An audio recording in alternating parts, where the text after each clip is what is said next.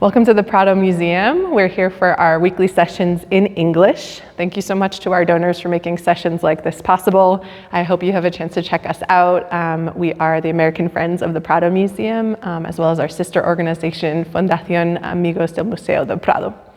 Today, I'm really excited to talk about this work of art, which I've passed many times and was excited to dig into in a little bit more depth. We here have Saint Anthony Abbot, who's a saint I was excited to explore a little bit more deeply. And this is painted by Joan Reixach, who was a Valencian painter in the mid-15th century. So he was pretty important for his time. He ran a large studio, and so much of his work, we're not sure if it was painted specifically by him or one of his followers or someone painting in his studio at the time. But what's really interesting about this work is the story it tells us about this time in history in painting in Spain, and this combination of influences coming from the Netherlands, from the Flemish style, as well as that sort of traditional Spanish painting, which was popular. So diving into the work a little bit, describing what we see, we have here in the center of the composition an image of the saint, Saint Anthony. He's painted in this sort of solitary and monumental style. He takes up a lot of weight in the center of the composition. He has these long monastic robes, which go all the way to the floor. There are some beautiful folds in there. And a focus on attempting to get to this sort of sense of naturalism. He has in his hand this green book, as well as a bell. And then he has his staff next to him.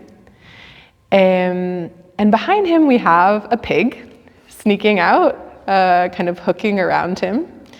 And then over here on the floor to his side, we have a small fire.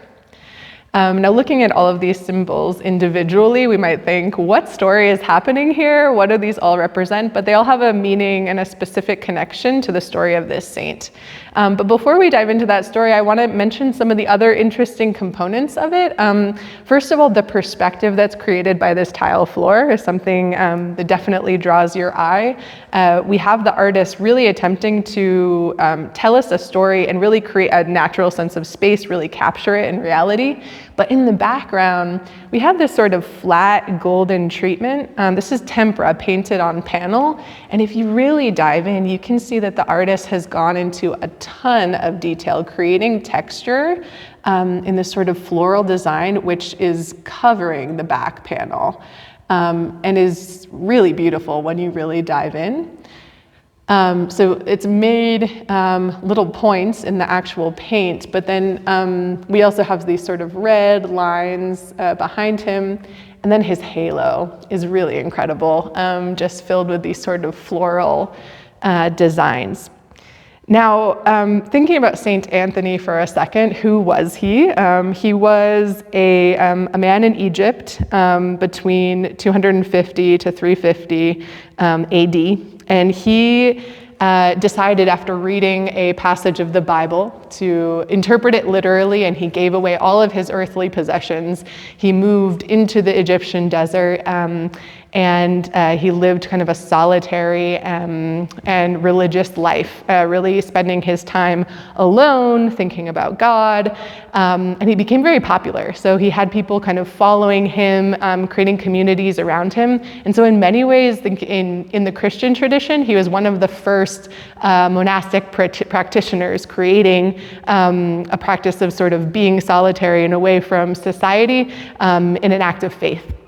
Now, the reason why we have these symbols here and how they're connected to Saint Anthony, first we have the pig. So the orders that were created around Saint Anthony, many of them were focused on helping the poor and around charity. And so the orders of Saint Anthony would often have their own pigs walking around the communities, and that were wearing a specific bell. And this was how the communities know that these pigs were for charity. So their meat was used to feed the people who lived in the hospitals, as well as poor people in the community who didn't have means. And so both the bell and the pig are connected to these orders of Saint Anthony. Now, the fire over here is also connected to the work of the orders. So the hospitals of the Order of Saint Anthony were, many of them, dedicated to treating a very specific disease, which is known as Saint Anthony's fire. So Saint Anthony's fire had the symptoms of, that were really terrible, of people having the sensation of their limbs being on fire, having convulsions, having hallucinations. And so that fire symbol refers specifically to this illness. What's interesting about it is actually is called ergot, poisoning, and it comes from a fungus, a toxin released by a fungus that grows on top of rye and other grains. Now, today, we don't see this kind of illness happening much because people are testing for it and treating for it, but this was a huge issue during the 15th century across the world, but specifically in Europe as well.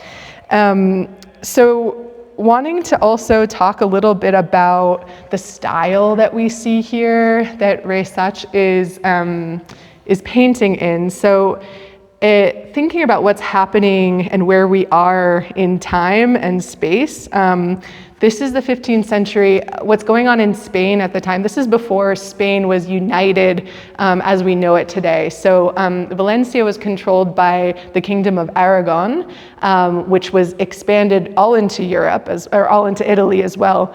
And this kingdom had a nice connection with the Flemish space. And so you had a lot of popularity of Flemish style coming into Spain.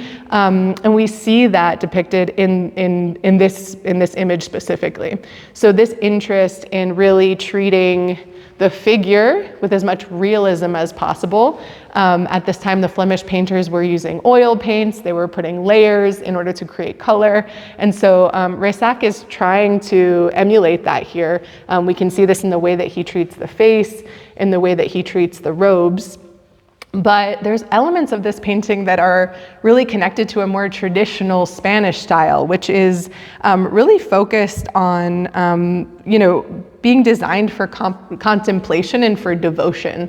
So instead of telling an emotional story that we might see in a Van der Weyden, for example, we have the saint just put straight out in the front. We have a kind of flat background, a decorative background, and that's kind of a more traditional Spanish way of painting. Also thinking about what this painting was for, we see it today within a frame hung on a wall, but it was meant to likely be the center of an altarpiece. And so that's a bit more connected to this kind of devotional purpose that we have.